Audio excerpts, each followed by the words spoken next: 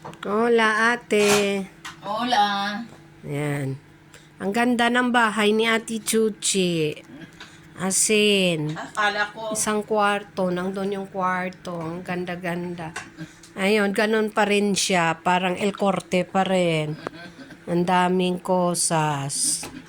Ayan, dami niyang pagkain. Bit-bit niya yung maliit niya na ref noon. Ito na yung ref niya ngayon.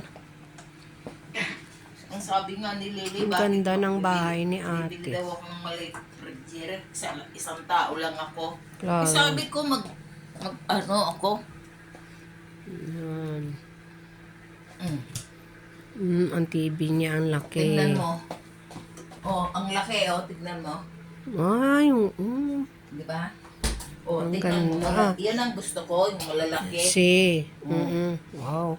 Ang ganda pa ng sahig niya. Hindi malamigin. Oo. Wood. Hindi malamig dito.